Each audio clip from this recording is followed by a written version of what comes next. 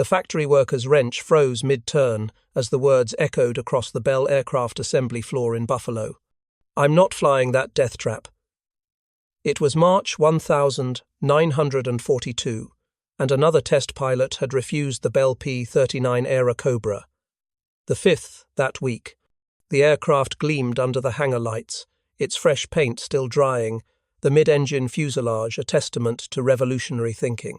Tricycle landing gear, a massive 37mm nose-mounted cannon, streamlined contours all designed to astonish.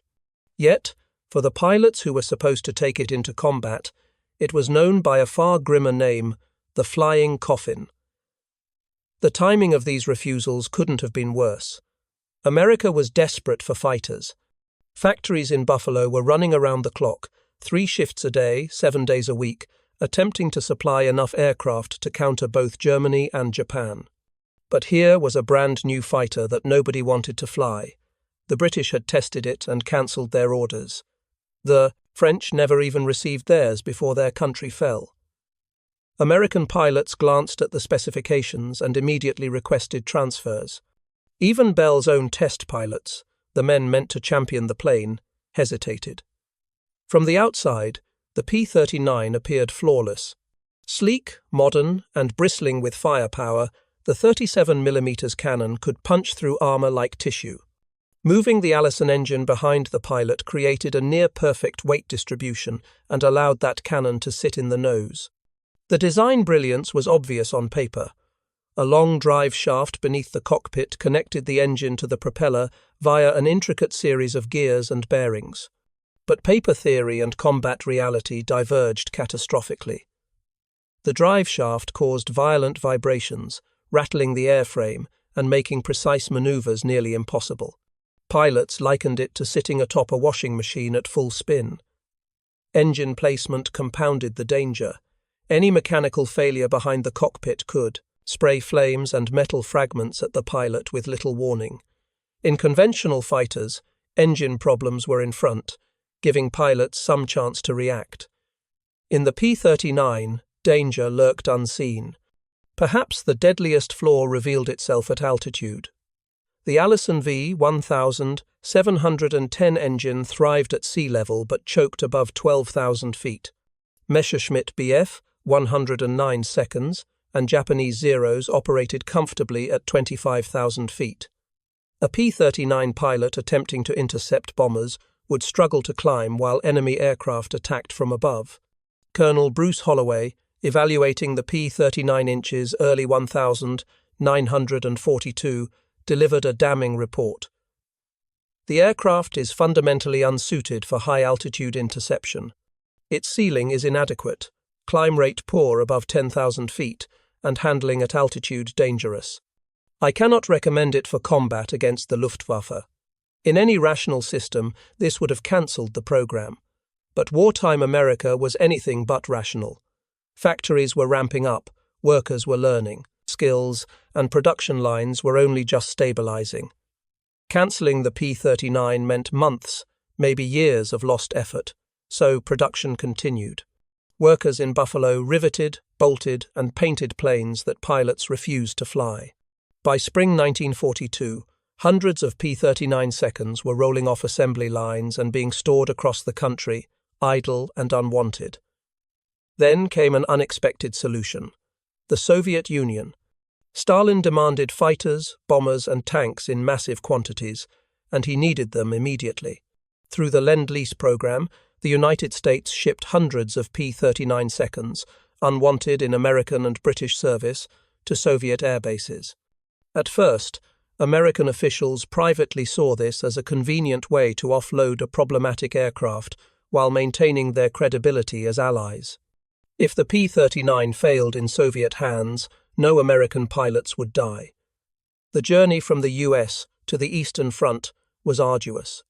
Cargo ships carried the aircraft across submarine-infested waters to Persian Gulf, ports, then overland through Iran into southern Russia. Months passed. Many aircraft suffered damage. Some were lost entirely. But by late 1942, P-39 seconds arrived in Soviet hands to a reception very different from the suspicion they had faced in America. Soviet pilots operated in a different environment. The Eastern Front Air War was brutal, chaotic, and mostly conducted below 10,000 feet. German Stukas dive-bombed ground positions at low altitude. Soviet fighters struck tanks at treetop height. High-altitude performance was irrelevant. The P-39's Allison engine thrived in this medium and low-altitude environment. Pilots who had flown underpowered wooden fighters like the WWII found the P-39 revolutionary. The cannon could destroy bombers with a single well-placed shot. The airframe was resilient, capable of sustaining damage that would tear other fighters apart. Maneuverable and fast where it mattered, the P-39 flourished under these conditions. Senior Lieutenant Grigory Rechkalov was among the first Soviet pilots to fly the Airacobra. The American machine is heavy but solid. It does not climb well, but it dives like a stone. The cannon is magnificent. Today, I destroyed a Junkers Ju-88 with 3 shells, the tail separated entirely. This aircraft rewards aggression and punishes hesitation. That philosophy, aggression rewarded, hesitation punished, became the foundation of Soviet tactics with the P-39. Pilots learned to exploit its strengths and avoid exposing its weaknesses, striking quickly and withdrawing before enemy fighters could respond. Among those who mastered the aircraft was Alexander Ivanovich Pokryshkin. Born in 1913 inches Novosibirsk, Pokryshkin had begun the war flying obsolete fighters against technologically superior German aircraft. Transitioning to the P-39 inches early 1943, he immediately saw its potential. Developing a tactical system around the Airacobra's capabilities, he emphasized speed, dive attacks, and precise cannon fire from medium altitude, exploiting momentum and surprise. Pokryshkin's kill count climbed rapidly. 5, 10, 20. By the Battle of Kursk in July 1943, he was the Soviet Union's leading ace, and his regiment flying P-39 seconds became one of the most effective fighter units in the Red Air Force. German pilots began recognizing his radio call sign and warning each other when he was airborne. During the first week of Kursk, his regiment claimed over 100 German aircraft destroyed. Pokryshkin himself tallied 23 confirmed kills in that month alone.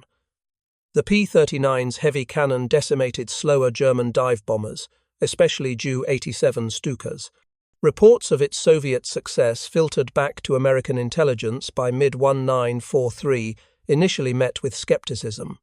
The same aircraft American pilots had rejected as unfit for combat was excelling in Soviet hands. By 1944, Lend-Lease channels saw Soviet requests for more P-39 seconds, not Mustangs, not Thunderbolts, but more Airacobras. Pokryshkin would finish the war with 59 confirmed kills, all achieved in American-built fighters, primarily the P-39. The dramatic difference in the P-39's performance between American and Soviet service stemmed from operational environment and tactical doctrine. American pilots in 1942 focused on high-altitude bomber escort and interception, roles the P-39 was technically designed for but failed spectacularly. Soviet doctrine emphasized low-altitude ground attack and tactical air superiority, exactly the environment in which the Airacobra excelled. The same features that made it unsuitable for one type of warfare made it almost ideal for another. Back in the United States, Bell aircraft engineers closely monitored the P-39's contradictory reputation. Failures had exposed flaws: engine vibration, poor high-altitude performance, and cockpit vulnerability. Yet its successes validated innovation. The tricycle landing gear, initially controversial, improved takeoff and landing visibility, reduced ground loop accidents, and was easier for less experienced pilots to manage. Lessons learned led to the P-63 King Cobra, a refined successor that retained the P-39's core layout but incorporated a more powerful engine, aerodynamic improvements, and design changes informed by Soviet combat experience. Though it saw little American service, the P-63 proved highly effective in Soviet hands, further cementing the Airacobra's legacy. The P-39 also left a lasting imprint on American fighter design philosophy.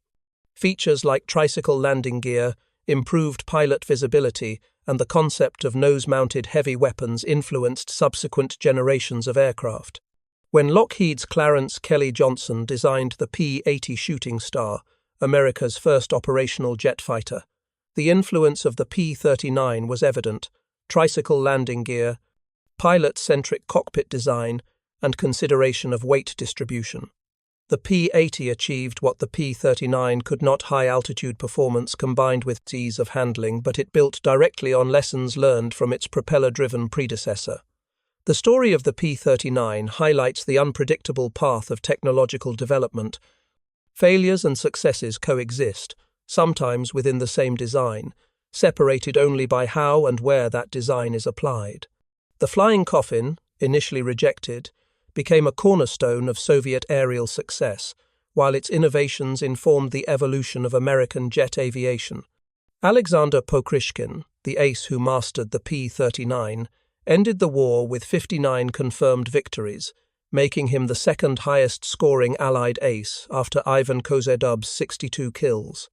He was awarded the title Hero of the Soviet Union 3 times, the highest honor available. In his post-war memoirs, he praised the Airacobra. "The American machine taught me everything important about air combat. It rewarded skill and punished mistakes. It gave me the tools to survive and the weapons to destroy my enemies." During the war, over 4,700 P-39 seconds were delivered to the Soviet Union, representing nearly half of all Airacobras produced. Soviet pilots flew them from Stalingrad to Berlin, claiming thousands of victories against the Luftwaffe.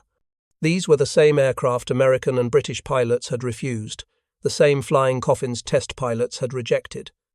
In the hands of Soviet pilots who understood their strengths, they became instruments of victory.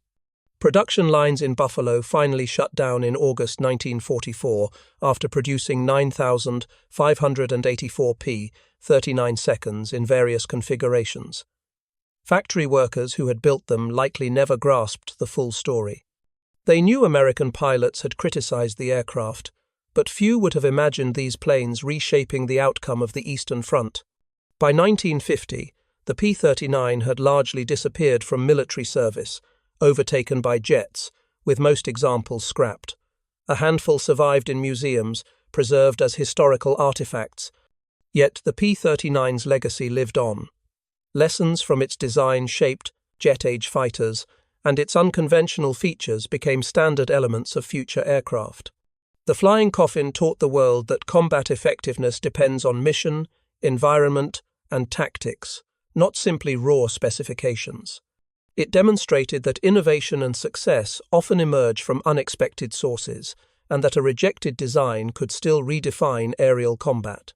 The story of the Airacobra also underscores the complex interplay of global alliances, industrial capacity, and human skill. What was considered a failed experiment in one theater became a decisive tool in another. The courage and perseverance of American workers ensured aircraft were available when the Soviets needed them most. Soviet ingenuity and tactical adaptation turned the perceived weakness of the P-39 into strength, validating the aircraft's potential in unforeseen ways. The flying coffin became more than an aircraft. It became a lesson. Failures, reassessments, and unexpected successes shaped future engineering, doctrine, and strategy.